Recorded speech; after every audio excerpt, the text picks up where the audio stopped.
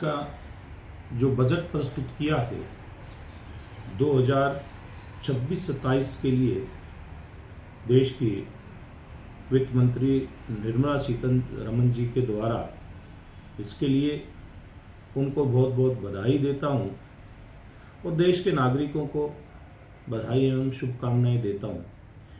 हमारा ये वर्तमान जो बजट आज पेश हुआ है, ये ग्रामीण और शहरी दोनों ही क्षेत्रों को समान रूप से आगे मजबूती के साथ बढ़ाने के लिए व्यवस्था करता है। इस बजट के अंदर युवा, महिला, किसान, गरीब एवं आदिवासी सभी की तरक्की के लिए प्रावधान किए गए। खास करके युवाओं को एमएसएमई के माध्यम से जिन्होंने अपने कारोबार स्थापित किए हैं या भविष्य में करना चाहते हैं, इन सब के लिए विशेष योजना लेकर के आई गई हैं। इसी प्रकार से युवाओं के लिए खेलो इंडिया के माध्यम से अपनी प्रतिभा को ठीक प्रकार से दिखा सके, इसके लिए प्रावधान किए गए हैं और नए रास्ते खोले गए हैं।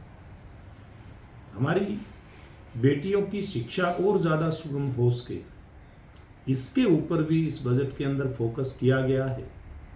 जैसे कि हर जिले के अंदर एक बेटियों के लिए हॉस्टल खोलने की व्यवस्था बजट में दी गई है। इसी प्रकार से महिलाओं के सेल्फ हेल्प ग्रुप, कोऑपरेटिव, इस क्षेत्र के माध्यम से लखपति दीदियों की संख्या किस प्रकार से बढ़े, इस बात का प्रयास किया गया है। इसी प्रकार से हमारे किसान भाइयों के लिए उनकी आमदनी बढ़े, इस बात के बहुत सारे प्रयास किए गए हैं। और खास करके हमारा जो डेयरी फार्मिंग का किसान है, मछली पालन करता है, ऐसे सब किसानों के लिए इसमें खास तौर पर प्रावधान किए गए हैं तथा बागवानी का क्षेत्र भी बढ़े। और इन सारे प्रयासों के माध्यम से किसान की आमदनी कैसे बढ़े, इन बातों के ऊपर फोकस इस बजट के अंदर किया गया है। और इसी प्रकार से देश का आधारभूत ढांचा मजबूत हो, जिसमें चाहे देश की सड़कें हों, जिसमें 4 लेन, 6 लेन, 8 लेन सड़कों के निर्माण की बात हो, या फिर ग्रामीण क्षेत्र के रास्ते वो किसान के खेत तक के रास्ते हों, ये कैसे ढांचा मजबूत हो, इस बात के ऊपर फोकस किया गया है।